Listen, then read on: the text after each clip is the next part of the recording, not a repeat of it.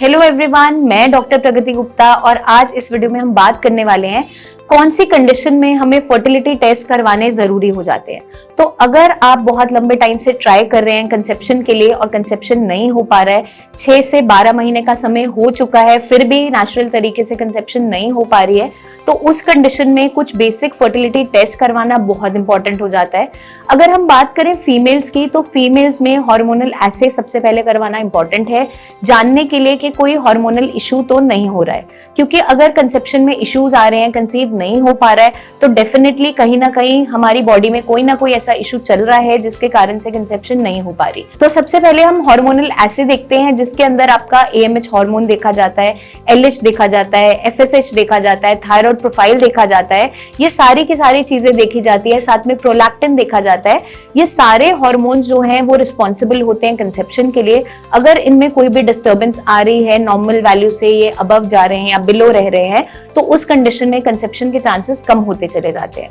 तो ये सारा रूल आउट करते हुए हमें सीरम विटामिन डी भी चेक करवाना होता है कि विटामिन डी लो तो नहीं आ रहा है, आयरन प्रोफाइल ठीक चल रहा है, नहीं चल रहा है।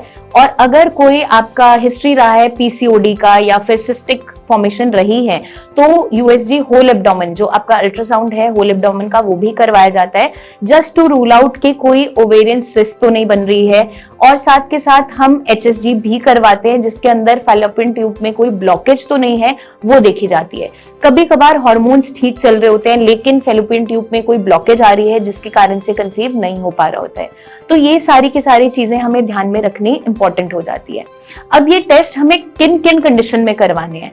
अगर आपकी रिकरेंट हिस्ट्री रही है मिसकैरेज की, बार बार मिसकैरेज हो जा रहा है, किसी भी कारण से कोई ना कोई थायराइड इश्यूज रहे हैं, या आप डायबिटिक हैं, तो वो रूल आउट करना इंपॉर्टेंट हो जाता है कि किस कारण से मिसकैरेज हो रहा है। क्योंकि कंसीव तो हो जा रहा है लेकिन प्रेगनेंसी सस्टेन नहीं कर पा रही।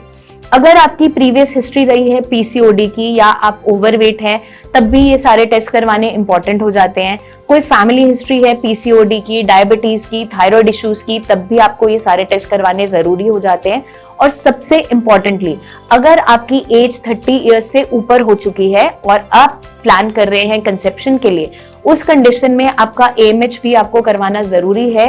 क्योंकि एजिंग के साथ साथ एग रिजर्व कम होता चला जाता है, जिसकी वजह से आपको कंसेप्शन में इश्यूज आते हैं। तो ये सारी कंडीशंस हैं जिसमें हमें फर्टिलिटी टेस्ट करवा लेने चाहिए। अगर 6 से 12 महीने हो गए हैं हमें ट्राई करते हुए, फिर भी कंसीव नहीं हो पा रहा, अगर हमने ये सारे टेस्ट करवा लिए हैं, फीमेल पार्टनर की रिपोर्ट्स नॉर्मल आ रही हैं, तो उस कंडीशन में मेल पार्टनर को भी टेस्ट करवाने जरूरी हो जाते हैं। क्योंकि कई बार जो इश्यूज आ रहे होते हैं वो मेल पार्टनर के एंड पे आ रहे होते हैं, तो उस कंडीशन में हमें सीमन एनालिसिस करवाना इंपॉर्टेंट हो जाता है। उससे रूल आउट होता है कि स्पर्म काउंट कितना है, स्पर्म की मोटिलिटी है या नहीं, कोई मॉर्फोलॉजी में इश्यूज तो नहीं है। तो ये बेसिक टेस्ट करवाने इंपॉर्टेंट होते हैं, ताकि आपकी जो जर्नी है पेरेंटहुड की, वो स्मूथली निकल जाए और आप इजीली कंसीव कर पाए।